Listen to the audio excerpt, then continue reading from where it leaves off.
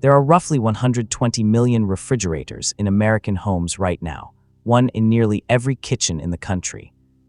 And the moment the grid dies, every single one of them becomes a potential bomb that people will either ignore or gut for the obvious scrap: copper wiring, aluminum panels, maybe the plastic shelving for fuel.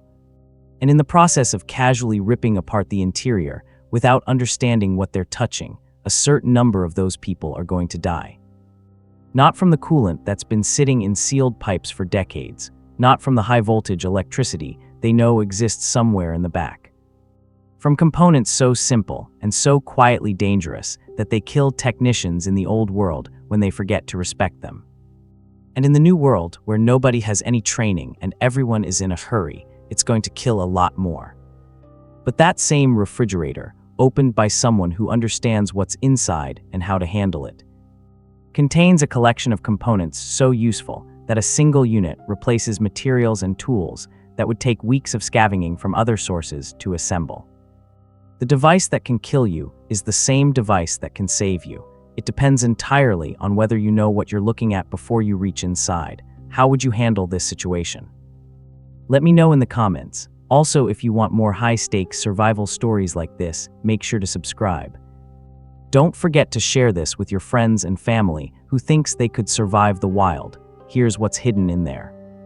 The condenser coils, the silent suffocator at the back of every refrigerator, running along the bottom and sometimes spiraling up the exterior wall. There's a maze of thin copper tubing.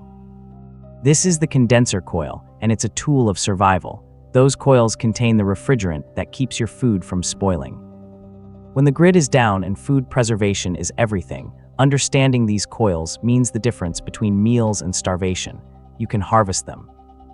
You can repurpose them for primitive cooling systems, for water chillers, for keeping medicines cold without electricity. One refrigerator contains miles of copper tubing. But here's what kills people. Those coils accumulate dust. Over years, they become clogged with a thick layer of debris that acts like insulation. Most people never touch a refrigerator's back panel. They don't clean what they can't see, and when those coils are suffocated by dust, the compressor works harder and harder. The motor overheats. The pressure inside the sealed system rises. In worst cases, the tubing ruptures from internal pressure, and the refrigerant, the entire sealed system, is destroyed. Worse, a ruptured coil means the refrigerant escapes into the room. Modern refrigerants like R134A are non-flammable, but they're still dangerous. Exposure causes respiratory problems, especially in children and people with respiratory sensitivities. Prolonged inhalation leads to asphyxiation, pneumonia, and in severe cases, death. The coils are your lifeline and your booby trap. Keep them clean. Vacuum the back panel. Understand what you're looking at. A clean coil is a living coil. The SCA LED refrigerant system, the invisible pressure bomb inside those copper coils, circulates a refrigerant. In older refrigerators, it was R12, called Freon, a CFC that's now banned. In most modern refrigerators, it's R134A or R410A. These aren't gases floating around. They're pressurized liquids, forced through a closed loop at pressures that would kill you if the seal breaks. When you rupture a refrigerant line, you're not just destroying the cooling system.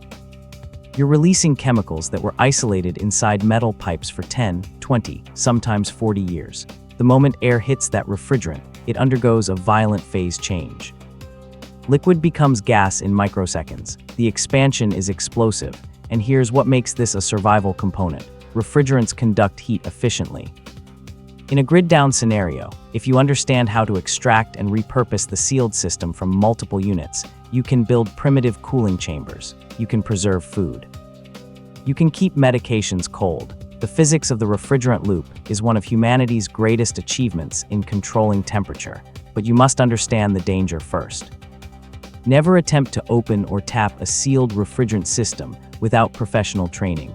The pressure inside can exceed 400 pounds per square inch. Exposure to the liquid refrigerant causes instant frostbite. Inhalation causes asphyxiation, organ damage, and death. The refrigerant is useful only if it stays sealed. The moment you breach it, you either have a tool or you have a weapon, never a third option. The compressor motor, the mechanical heart that becomes a furnace, the compressor, is where all the danger converges. It's a motor, a pump, a pressure chamber, and a heat generator all in one sealed unit. It's the heart of the refrigerator, and when it fails, everything dies. In the old world, when electrical technicians approach a compressor, they treat it with the respect of a bomb, because it is one. The motor draws massive amounts of current to compress refrigerant into liquid. As it runs, it generates extreme heat. The outer shell becomes hot enough to burn your skin instantly. In the sealed interior, temperatures and pressures spike to levels that would destroy most components. After the grid dies, people will scavenge refrigerators for the compressor motor itself.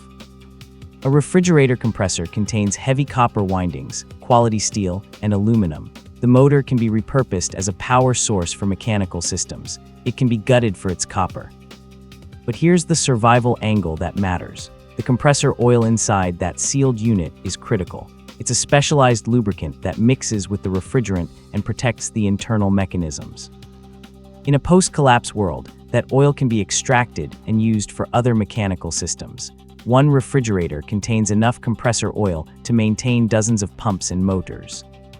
The danger is absolute. The compressor contains pressurized refrigerant that will kill you if released.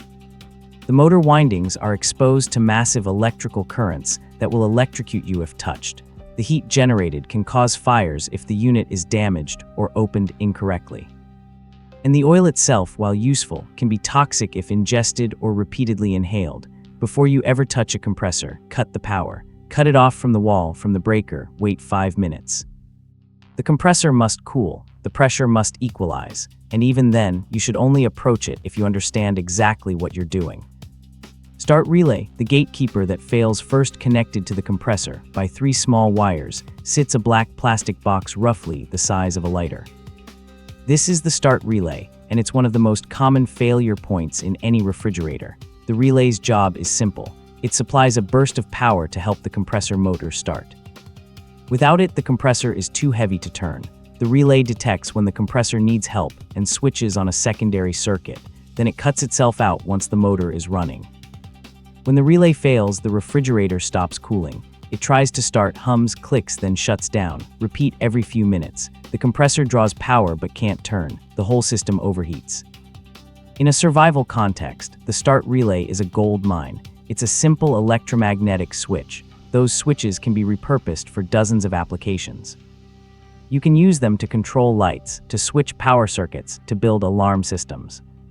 One refrigerator contains a relay that, if you understand how to use it, can be adapted to trigger mechanical systems, to route power, to manage complex electrical loads. But here's where people die. The relay handles high voltage. The terminals on the back carry current that will stop your heart. The wires connected to it are live even when the refrigerator is running. And if you touch the wrong terminal at the wrong moment, the current will pass through your body and your heart will stop. Before you ever touch a relay, the refrigerator must be unplugged. Not just switched off, unplugged. The cord must be disconnected from the wall, and you must wait. Capacitors in the system can store charge for minutes or hours. You must discharge them before you touch anything. The relay is useful, but its utility comes only if you respect its electrical danger first. The overload protector, the thermal guardian that burns itself to death sitting next to the relay, often connected to it in a single assembly, is the overload protector. It looks like the relay's small twin. It's connected to the compressor by a single wire that runs directly from the motor. This component monitors the compressor. It feels the heat. It measures the electrical current, and if the compressor gets too hot or draws too much power, it breaks the circuit. It cuts power to save the motor from burning out. When the overload protector fails, it usually fails by burning itself. The bimetallic strip inside, the mechanism that responds to heat, eventually weakens from repeated heating and cooling cycles. After 10 or 20 years, it gets stuck. The contacts corrode, the protective function fails, and the compressor runs without protection, overheating until the motor windings burn and fail. But the overload protector contains materials that are valuable. Inside that plastic case is a bimetallic strip, 2 metals bonded together with different thermal expansion rates.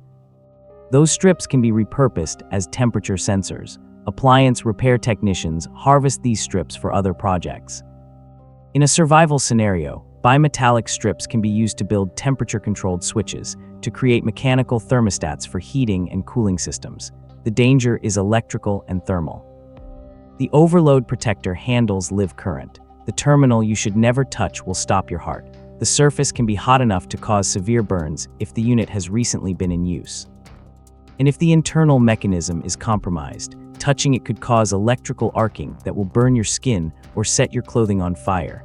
This is why understanding the hierarchy matters. You don't touch this until the power is dead. You don't attempt any modification until you understand what you're looking at. And you never, ever bypass this safety mechanism.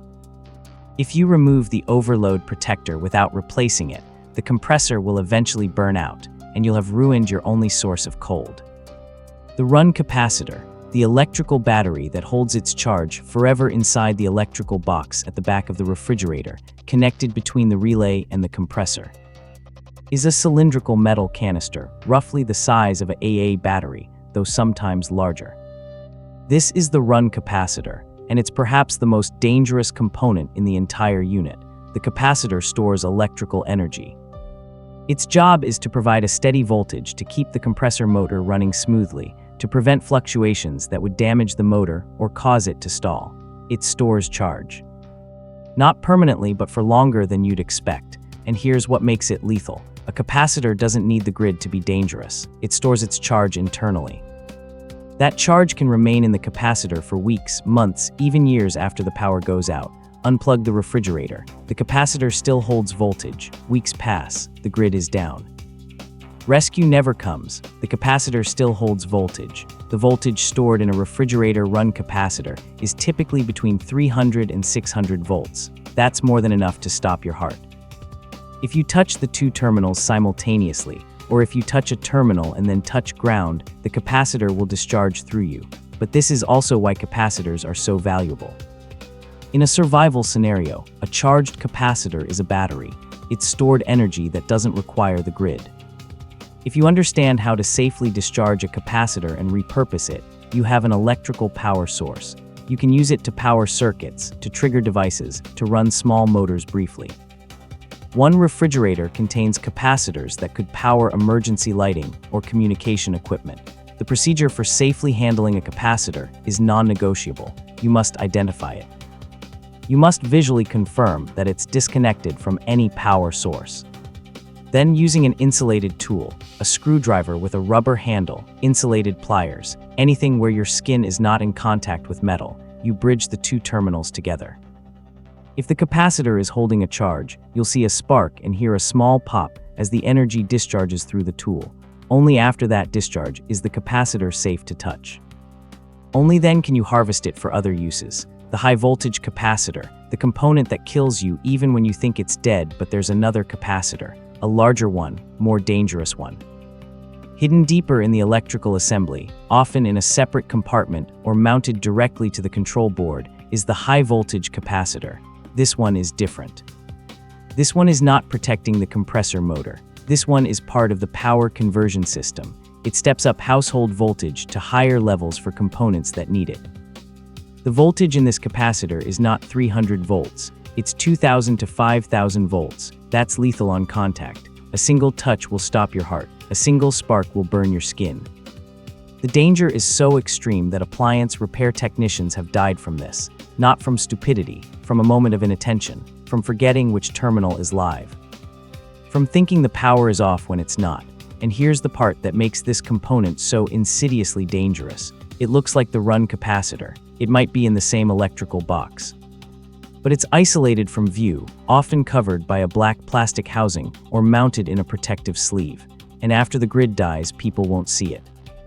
They'll pop open the electrical box. They'll see the smaller run capacitor. They'll assume that's the dangerous one.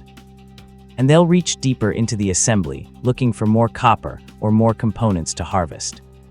And they'll find this one, and they'll die. But if you understand what it is, if you know it exists, and if you respect the danger, this capacitor can be harvested safely.